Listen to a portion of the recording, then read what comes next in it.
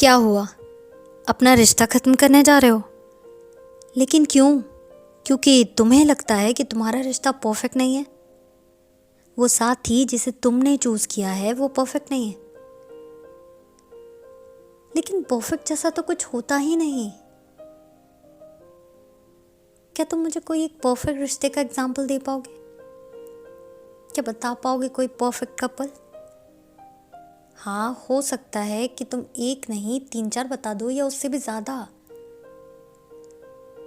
क्योंकि तुम वही देखते हो जो वो तुम्हें दिखाते हैं। हैप्पीनेस, हाथों में हाथ डाले हुए उनके मुस्कुराते चेहरे ही तुम्हें दिखते हैं। वो स्ट्रगल जो अपनी पीठ पर लादे वो घूम रहे होते हैं, तुम्हें वो नहीं दिखता, क्योंकि वो दिखाते ही नहीं। तो जिन्हें भी तुम परफेक्ट कपल समझ रहे हो, कभी मौका मिले तो उनसे पूछना कि उनके स्माइलिंग फेसेस के पीछे का राज क्या है, रियलिटी क्या है। अगर वो तुम्हें बताना चाहेंगे तो वो ज़रूर बताएंगे कि कैसे वो रोज़ रोज़ कोशिशें करते हैं, तब जाकर किसी के लिए उदाहरण बन पाते हैं। कैसे उनके रिश्ते में भी कमियां हैं, लेकिन वो कमियों को दूर करने में यकीन रखते हैं, ना कि रिश्ते को तोड़कर बात खत्म कर देने में।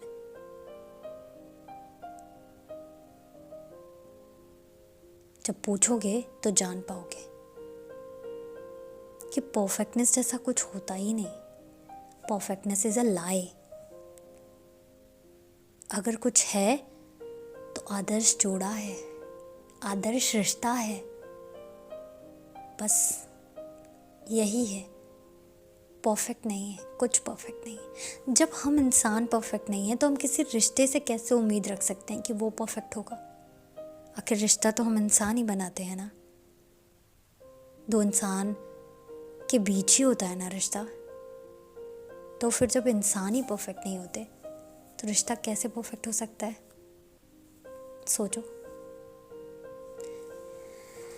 होना भी नहीं चाहिए, अगर होता भी तो भी नहीं होना चाहिए, क्योंकि ये जो कमियां हैं ना, यही रिश्ते को पूरा करती हैं। इन कमियों को दूर करने के लिए हम रोज़ छोटी छोटी कोशिशें करते हैं, एफर्ट्स लगाते हैं, और यही हमारे रिश्ते को मजबूत बनाता है।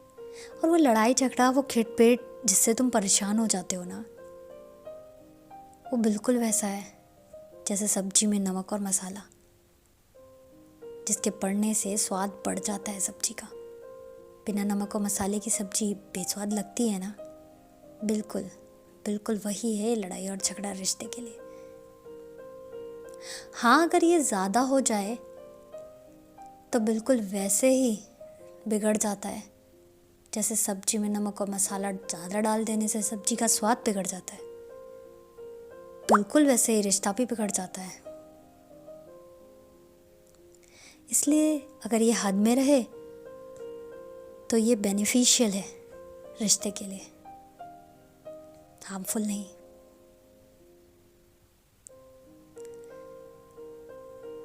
इसलिए इससे मत घबराओ। और हाँ, एफर्ट्स ऐसा भी नहीं है कि वन साइडेड होने चाहिए। अगर ये वन साइडेड है तो रिश्ता खुद ब खुद खत्म हो जाएगा। और अगर खत्म होने में समय लग रहा है तो उसे खत्म कर दो, क्योंकि उस रिश्ते का कोई वजूद नहीं रहेगा। अगर तुम एफर्ट लगा रहे हो और सामने वाला एफर्ट नहीं लगा रहा, तुमने उसे बहुत वक्त दिया फिर भी वो एफर्ट नहीं लगा रहा, तुम्हें फील हो रहा है कि वो एफर्ट लगाना ही नहीं चाहता, इसका मतलब है कि वो रिश्ता बचाना ही नहीं चाहता। और अगर तुमसे कम एफर्ट सामने वाला लगा रहा है तो हिसाब किताब मत करना। जैसे दोस्ती में नहीं करते वैसे किसी रिश्ते में हिसाब किताब नहीं होना चाहिए।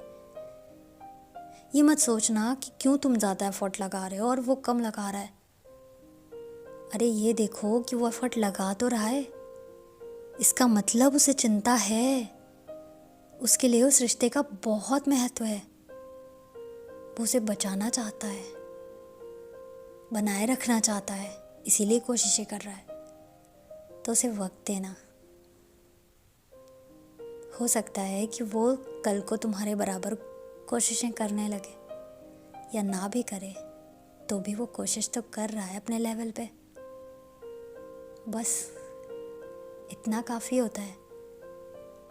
वही एक आदर्श साथी है जो कोशिशें कर रहा है। अब ये मत सोचने लगना कि परफेक्ट साथी होता तो मेरे बराबर कोशिशें करता क्योंकि परफेक्ट साथी कभी मिलेगा ही नहीं। परफेक्टनेस सिर्फ एक भ्रम है, छलावा है। भ्रम क्या करता है? भ्रमित करता है, सिर्फ छलता है और कुछ नहीं कर सकता। जैसे तुम इस छल में, इस भ्रम में फंस गए कि तुम्हारा रिश्ता परफेक्ट नहीं है, तो इसलिए इसे तोड़ देना चाहिए। कोई रिश्ता परफेक्ट नहीं होता, और रिश्ते तोड़ना ना बहुत आसान है। चुटकी बजाने की देर होती है और रिश्ते टूट जाते हैं। बनाना बहुत मुश्किल, बहुत वक्त लगता है रिश्ते बनाने में। कई लोग तो लाख प्रयास करते हैं, लेकिन नहीं होता, नहीं बन पाते उनके रिश्ते। उनसे पूछो कितने इम्पोर्टेंट होते हैं रिश्ते। तो इसलिए रिश्ता कभी तोड़ो मत, उसे संजो कर रखो। जब तक कि तुम्हें सामने वाले की कोशिशें दिख रही हैं, तुम भी कोशिशें करते रहो।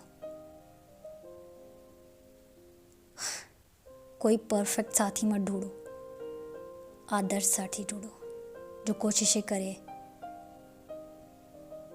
हिसाब किताब मत करो। तो जल्दी जाओ और अपना फैसला बदलो और बनो किसी के लिए आदर्श